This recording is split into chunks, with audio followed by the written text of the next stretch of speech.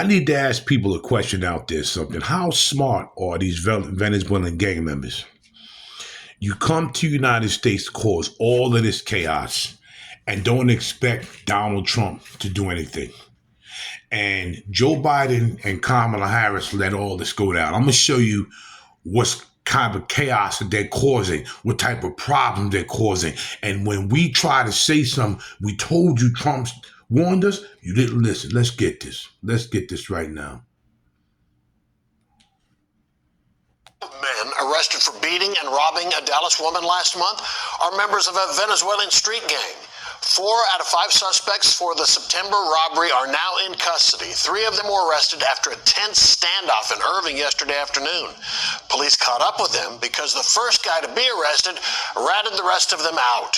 Fox 4's David Santendry live at the Dallas County Jail with more on the story. David. Yes, Steve. According to those court documents, the first suspect to be arrested gave names of those accomplices to police. He also gave an address in Irving where they could be located at, and he told police they are a part of a Venezuelan gang. 4 men arrested for allegedly beating a woman, tying her up, and robbing her inside her Northwest Dallas home on September 21st are believed to be connected to a Venezuelan gang, according to newly obtained arrest warrants. The robbery was reported by a woman who neighbors say lives alone at a home near the Dallas North Tollway and Lovers Lane. The woman told police she was approached as she got out of her vehicle and forced into her home at gunpoint. She was hit on her head with a gun and tied up. The suspects used Google Translate to communicate. The men threatened to cut off her fingers if she did not cooperate. They stole $75,000 worth of jewelry and more. A fingerprint on a wooden coin box, however, led police to Manuel Hernandez, who coincidentally was booked by Colleyville police just 2 days earlier and released the day before the robbery. The 28-year-old had a defective brake light, no driver's license, no insurance. The vehicle was not registered, and he was allegedly in possession of drug paraphernalia. So Dallas police used that info to locate Hernandez at his apartment in Hearst. During an interview with Dallas police, court documents say Hernandez admitted to being involved in the robbery and gave names of 4 others involved, who he says are part of a criminal street gang known as El Anti-Tren. Of those men, 3 were arrested following a SWAT standoff at an Irving apartment complex Thursday. I just had to pause that for a minute. How smart are they, man? You know, they think that Trump is playing, man. He's not playing at all, bro. These people have come to America to cause nothing but problems. Have they all did that? No. They didn't all do that. I give them that credit. But you got these people causing havoc. I'm going to show you some others. So we're going to keep going here, man. Tonight, the new warning from law enforcement that among the record number of migrants that have crossed into the U.S. are members of a Venezuelan street gang. NBC News learning there are more than 100 Homeland Security investigations involving suspected members of the Venezuelan gang Tren de Aragua, according to 2 DHS officials.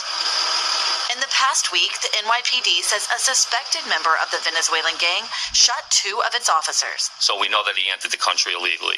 NBC News has learned the gang is suspected in criminal cases in at least 5 states. In one case, 3 Tren de Aragua gang members who crossed the border here in Texas in the last year threatened 2 Venezuelan women and said they would kill their family members if they did not cooperate in a sex trafficking ring, according to court documents.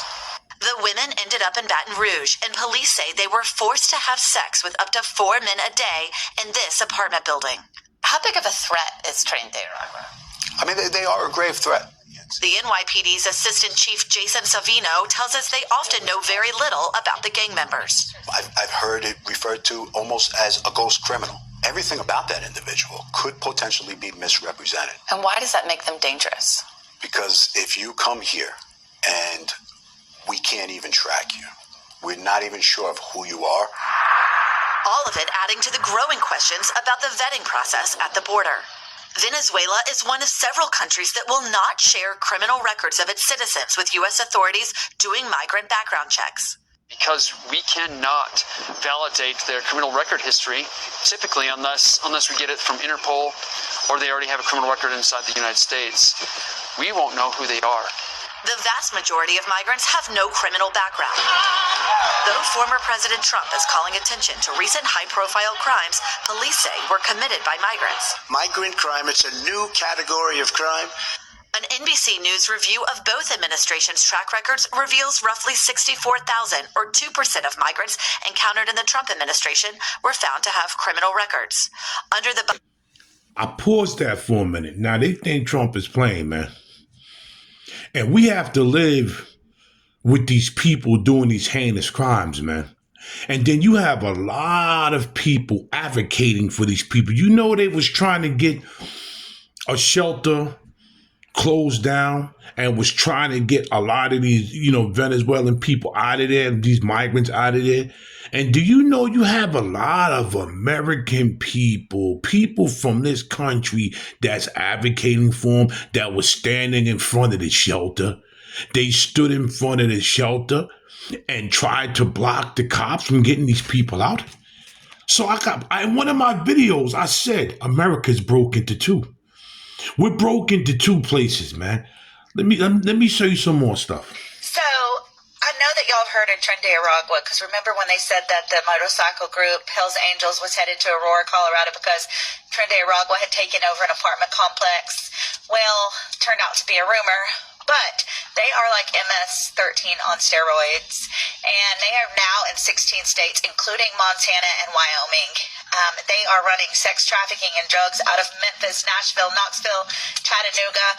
They have a huge base in Washington, D.C. They're able to get to surrounding suburbs to commit crimes. They can be identified with a clock and roses or a 5-point crown. But here's the thing, they are setting up shop in a lot of major U.S. cities. In fact, Jose Ibarra, who killed Laken Riley, is an active member of Tren de Aragua. They are dangerous, and why would they want to go to Montana and Wyoming? I'm just saying you need to be very careful, and I hope once Trump takes office, what the heck that little piece of hair is, that he will activate U.S. Northcom in Colorado and go in and clean up some of these gangs, because literally these are people being released into our country under the Biden administration. They're not being vetted. They're committing crimes. I mean, they're doing some really bad stuff. And we don't want them to gain all this territory in our country, because it could end up being a really, really ugly situation. You heard what she said? They're in Wyoming and all these other places. But I can tell you one thing. Don't sleep on them people in them states, especially the ones that live in the country. Because the one that lives in them up in the country in the woods, they do a lot of hunting, if you know what I'm talking about. So they know how to protect themselves. Don't sleep on them country people, man. Don't do that. See, I noticed something was going on with this pattern with these Venezuelan gang members. They are going for people that's vulnerable.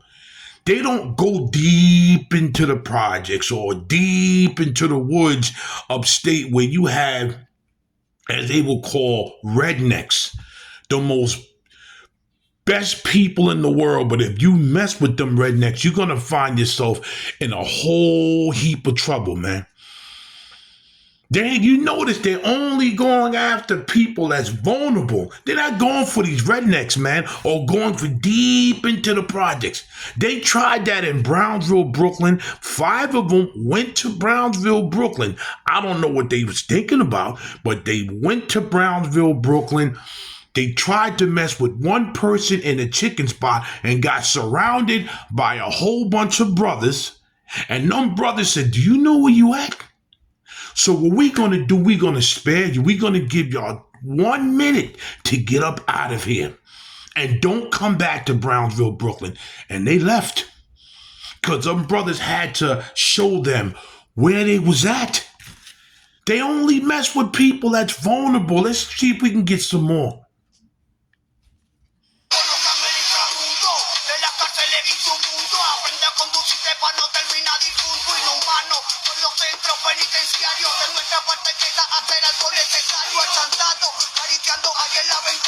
Estoy dedicado a los que están pagando cana. La lucha es vivir hoy para no morir mañana. Now, how stupid can you be by drawing up gang signs? And you're on social media doing this. You're throwing up gang signs. Like, how mentally stupid can you be? You're throwing up gang signs, and then when you get caught, well, what happened? Well, you went up on social media and you threw up gang signs. And this is the stuff that they're doing that's going to get them arrested, that's going to get them caught. Let me see what else I got up here. Let me see what else I can pull up. Okay, here we go. We are seeing is they are back in all of our major cities. At today's budget meeting with Governor Bill Lee, TBI Director David Roush opened with this. So I want to start off this morning with just talking about some concerning trends. Roush says a Venezuelan gang named Trende Aragua has been spotted in metros across Tennessee. They are very violent. This is a group that was created in gangs in Venezuela, in the prisons in Venezuela, and they are here, and they're in numbers here. Venezuelan gangs are on the rise across the country. This year, the Biden administration named Trende Aragua a transnational criminal organization and offered $12 million for the arrest of its leaders. Texas directed its law enforcement to target the gang. Here in Tennessee, the TBI says the gang disappeared 2 years ago, only to recently resurface. Now what we are seeing is they are back. They are back in all of our major cities. They are running human trafficking operations. That's where they start. But we are now, talking with our peers throughout the country, have learned that they have a pathway to more violence. The TBI says Trende Aragua begins its criminal enterprise by abducting women from Venezuela and trafficking them here to the U.S. Eventually, that evolves into organized retail crime, drugs, and heinous violence. Recently, there was a video that they shot where they shot an individual, a cartel member, 31 times, broad daylight, on video and posted it to social media. And that's the type of organization they are. They think Trump is playing, bro.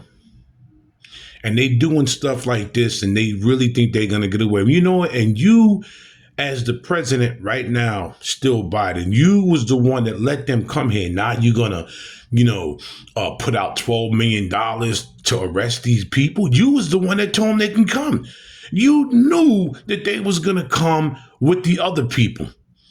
You can't be a person that with no brain, not knowing that when you open them borders, other people are going to come. Other people are going to come. Like, share, subscribe, and leave a comment of what you think. But they're not being so smart. Because once Tom Holcomb and Trump gets in, it's going to be a problem.